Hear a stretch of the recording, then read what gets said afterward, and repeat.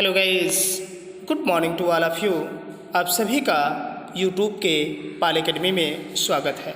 आज हम लोग कक्षा 12वीं के हिंदी पद्यखंड में संकलित अयोध्या सिंह उपाध्याय हरिऔध द्वारा रचित पवन दूतिका नामक शीर्षक को पढ़ेंगे। पिछले वीडियो में हम लोगों ने इनके 5 पद्य को पढ़ा था। आज हम लोग इनके 6वें से 10वें तक के पद्य को पढ़ेंगे। इस पद्य के माध्यम से राधिका जी श्री कृष्ण के वियोग में जब तड़प रही है तो पवन दूतिका से संदेश भेजती हैं श्री कृष्ण के पास और कहते हैं कि तुम्हें जब मेरा संदेश लेकर श्री कृष्ण के पास जाना है तो रास्ते में क्या क्या कठिनाइयाँ आ सकती हैं, उन कठिनाइयों से कैसे बचना है और हमारे संदेश को श्री कृष्ण के पास ले जाकर पहुंचाना है। यह है कि जाते जाते अगर पथ में क्लांत कोई दिखावे तो जाके सन्निकट उसकी क्लांतियों को मिटाना, धीरे धीरे परस करके गात उत्ताप खोना, सदगंधों से श्रमित जन को हर्षितोषा बनाना।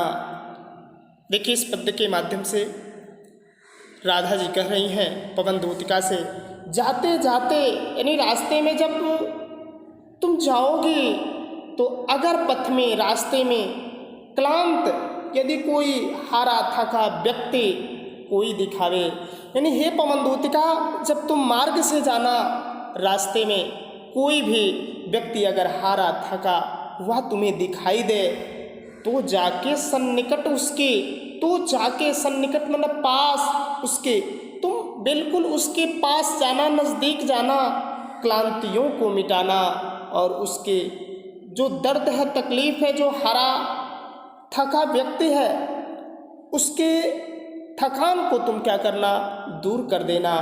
धीरे धीरे परस करके, धीरे धीरे उसके शरीर को स्पर्श करके, गात मतलब शरीर, उत्ताप होना, स्पर्श करने के बाद से ताकि उसका जो कष्ट है, दुख है, वह क्या हो सके, दूर हो सके।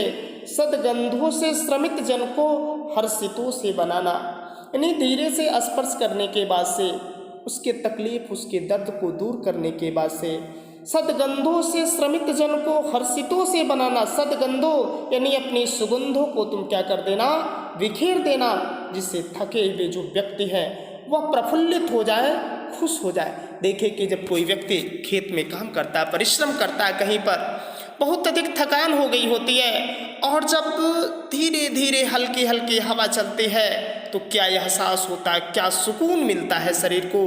तो वही बात राधिका जी पवन दूतिका से समझा रही हैं, उनको कह रही हैं कि यदि रास्ते में चलते चलते तुम्हें कोई हारा थका व्यक्ति दिखाई दे तो उसके पास जाना, उसके कष्टों को तुम मिटाना और उसके शरीर को धीरे से स्पर्श करने के बाद, उसके कष्ट को दूर करने के बाद अपने सुगंधों को ऐसे बिखेर देना कि वह जो श्रमित जन हैं, मेहनत करने वाले जो लोग हैं, वह हर्षित हो जाएं, खुश हो जाएं, प्रसन्न हो जाएं। देखिए, जहाँ तक इसमें अलंकार की देखिए कि जाते जाते, जहाँ पर एक ही शब्द मतलब शब्द की पुनरावृत्ति अगर हो रही है और अर्थ अलग अलग होते हैं तो यमक में चला जाता है और वही अर्थ होते हैं तो वहाँ पर होता है पुनरुक्त प्रकाश अलंकार। पुनरुक्त प्रकाश अलंकार अनुप्रास अलंकार का ही एक भाग है, अंश है। रस तो आपका वियोग रस होगा ही। अब देखिए आगे कह रहा है कि अगला जो 7वां पद्य है इनका मोस्ट इम्पॉर्टेंट है, कई बार बोर्ड एग्जामिनेशन में पूछ चुका है।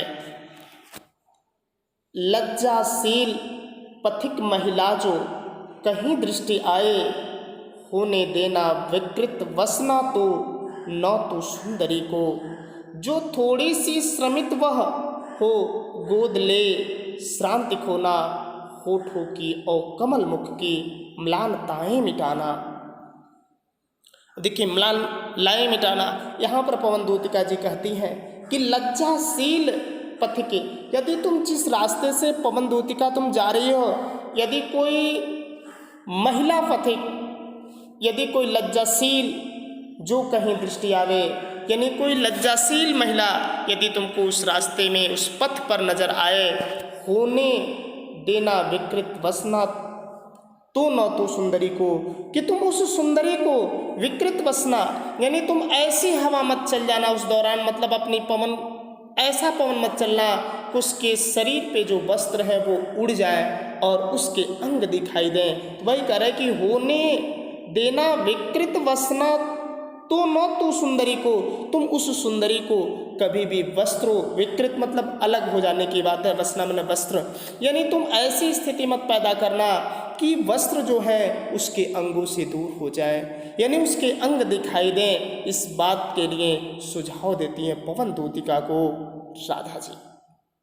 यानी आप देखते हैं कि कभी कभी आप देखते हैं कि ऐसी पवन बहती है कि शरीर से वस्त्र उड़ जाते हैं और अंग दिखाई देने लगते हैं। तो वही बात समझा रही है पवन दूतिका जी कि रास्ते में क्या क्या चीज़ें आ सकती हैं, उसके विषय में संदेश दे रही हैं पवन दूतिका को। जो थोड़ी भी श्रमित वह हो, यदि वह बहुत अगर थोड़ी भी वह श्रमित है, थकी हुई है, तो गोद ले शांति खोना, उसको समझो कि अपनी गोद में बैठा लेना, उसकी श्रांति खोना, उसकी जो थकान है, जो कष्ट है, उस कष्ट को ही तुम क्या करना, मिटा देना। कभी देखिएगा कि आप खेत इत्यादि में इतनी सुगंधित, इतनी अच्छी हवाएं चलती है कि आप बैठे बैठे आपको नींद आ जाती है। होठों की ओ कमल मुख की म्लान लाएं मिटाना, होठों की और उसके होठों और कमल सदृश दिखने वाले जो उसके मुख की म्लान लाएं हैं, जो मलिन है, उसको भी तुम क्या कर लेना, हर लेना। यानी म्लानताएं, जो उसमें कहने का तात्पर्य है कि म्लानताएं यानी कह सकते हैं उसे कि कष्ट होता, तकलीफ, जो उदासी होती है, जो उस पर मिट्टी पड़ी हुई है, उस उदासी को इंडिकेट करने का कार्य यहाँ पे राधिका जी कर रही हैं कि होठों की और कमल मुख की, उसके होठों और कमल सदृश दिखने वाले जो उसके मुख की जो मलिनता है, उस मलिनता को भी तो क्या कर लेना, हर लेना। देखिए 8वें पद को पढ़ेंगे। कोई क्लांता कृषक ललना खेत में जो दिखावे, धीरे धीरे परस उसकी क्लांतियों को मिटाना। जाता कोई जलद यदि हो व्योम में तो उसे ला, छाया द्वारा सुखित करना तप्त भूतांगना को।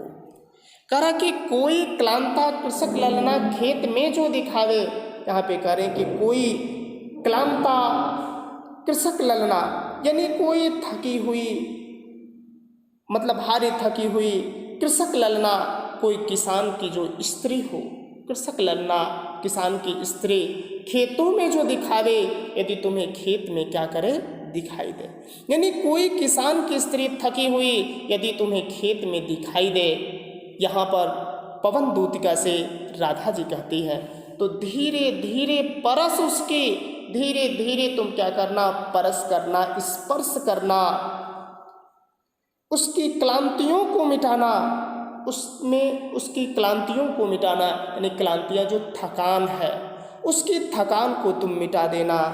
जाता कोई जलद यदि हो, जाता कोई जलद, जलद मतलब जो जल देने वाले, यदि व्योम में, यदि आकाश में कभी बादल यदि जा रहे हो तो उसे ला। देखिए बाल्यावस्था में हम लोग देखते हैं कि कहते हैं बादल चल रहा है, आसमान में देखते थे तो वही कह रहा कि यदि कोई जलद, यानी कोई बादल यदि वो हो व्योम में तो उसे लाना। यदि आसमान में कोई बादल यदि चल रहा हो तो उसे तुम क्या करना, लाना। देखते हैं जब बादल चलते हैं तो उस दौरान छाया हो जाती है। तो यहाँ पे कवि का केवल यही तात्पर्य है कि उन बादलों को लाना जो पानी के लिए जा रहे थे, उन बादलों को लाना, ताकि जिससे उसे छाया का अनुभव हो सके। छाया द्वारा सुखित करना, उन बादलों को लाकर तुम छाया बनाना और उस छाया से तुम उसे सुखित बनाना। तप्त भूतांगना को, जो जिससे उसको शीतलता प्राप्त हो सके, उस किसान स्त्री को जो धूप में तड़प रही है उसे कम से कम शीतलता प्राप्त हो सके। देखिए यहाँ पर भी धीरे धीरे शब्द आया है तो पुनरुक्ति प्रकाश अलंकार अवश्य होगा। और यहाँ पे मानवीकरण अलंकार की भी बात है क्योंकि एकदम समझिए कि प्रकृति को मानव के रूप में परिणित करने का यहाँ पर कार्य किया गया है, इसलिए आपका मानवीकरण अलंकार भी होगा। अब हम इसी के 9वें पद को देखेंगे। इसमें देखिए कि पवन दूतिका जी से राधा जी कह रही हैं कि जाते जाते पहुँच मथुरा धाम में उत्सुका हो, न्यारी शोभा वर नगर की देखना मुग्ध होना, तू होवेगी चकित लग के मेरु से मंदिरों को, आभा वाले कलश जिनके दूसरे अर्क से हैं। देखिए कि यहाँ पर संबोधित कर रही हैं, बता रही हैं पवन दूतिका को कि जाते जाते पहुँच मथुरा धाम में। जैसे जैसे तुम चलते चलते जब मथुरा नगरी में तुम क्या करोगे, पहुँचोगे, में उत्सुका हो, तो वहाँ तुम्हारे अंदर क्या उत्सुकता होगी, यानी यही उत्सुकता होगी कि वहीं पे रहने के लिए। क्यों? न्यारी शोभा, उस मथुरा नगरी की जो शोभा है वो मानो एकदम अद्भुत है। वरनगर की देखना मुग्ध होना, उस वहाँ पे वरनगर की देखना मुग्ध होना। और जब उस नगर को तुम, न्यारी शोभा वरनगर की देखना मुग्ध होना, उस अद्भुत नगरी मथुरा की जब तुम शोभा को देखोगे तो एकदम से मुग्ध हो जाओगे, तुम होगी चकित, तुम तो चकित हो जाओगे। लख के मतलब देख करके मेरु से मंदिरों को, तुम तो समेरु पर्वत के समान उन ऊंचे ऊंचे मंदिरों को तुम देखकर बिल्कुल आश्चर्यचकित हो जाओगे। लेकिन तब भी तुम भूलना मत, मेरे कष्ट को श्री कृष्ण के पास तक ले जाकर पहुंचाने का कोशिश करना, कि मेरा संदेश श्री कृष्ण को पहुंचा देना। तुम उस सौंदर्यता के पीछे मेरे दर्द और कष्ट को तुम भूल मत जाना। फिर कह रहा कि आभा वाले कलश जिनके दूसरे अर्क से हैं, आभा वाले यानी सूर्य के समान, या कह रहे दूसरे अर्क से हैं, अर्क यानी सूर्य। कह रहा कि आभा वाले कलश जिनके दूसरे अर्क से हैं, यानी सूर्य के समान आभा वाले कलशों से युक्त जो समेर पर्वत के समान ऊंचे ऊंचे मंदिर है, उन मंदिरों को देख करके तुम आश्चर्यचकित हो जाओगे। और उस सौंदर्यता के पीछे ऐसा ना हो कि तुम मेरे कष्टों को भूल जाओ, मेरे कष्टों को, मेरे दुख को, दर्द को श्री कृष्ण के पास ले जाकर अवश्य पहुंचाना। अब 10वां और अंतिम आज का ये पद्य है, फिर कल हम लोग पढ़ेंगे 11 से लेके 15 तक। देखे पूजा समय मथुरा मंदिरों मध्य जाना, नाना वाद्यों मधुर स्वर के मुग्धता को बढ़ाना, किमा लेके रुचिर तरु के शब्दकारी फलों को धीरे धीरे मधुर रव से मुक्त हो बजाना। देखिए कि यहाँ पर पवन दूतिका जी पुनः एक बार और सचेत करते हुए बता रही हैं पवन दूतिका को, देखे पूजा समय यानी पूजा के समय में मथुरा मंदिरों के मध्य जाना, यानी मथुरा के मंदिरों के बीच में तुम जाना। जब वहाँ पे पूजा होगा, उस पूजा के दौरान उन मंदिरों के मध्य जाना, बीच जाना। नाना यानी विविध प्रकार के वाद्य, जो वाद्य यंत्र बजाए जाते हैं। देखते कि जब पूजा अर्चना होती है, कहीं मंदिर इत्यादि पर आरती होती है, तो देखते हैं आपका डमरू बजता है, ढोल बजती है, नगाड़े बजते हैं, घंटियाँ बजती हैं। मधुर स्वर की मुग्धता को बढ़ाना, और तुम जाना जो मधुर स्वर है उसकी मुग्धता को और बढ़ा देना। देखते कहीं दूर जब चलती हुई कहीं पे आवाज़ होती है, और जब हवाएं उनको दूर तक खींच कर ले जाती हैं, तो उस दौरान कितना एहसास, कितनी मधुरता, कहते हैं दूर की ढोल सुहानी होती है।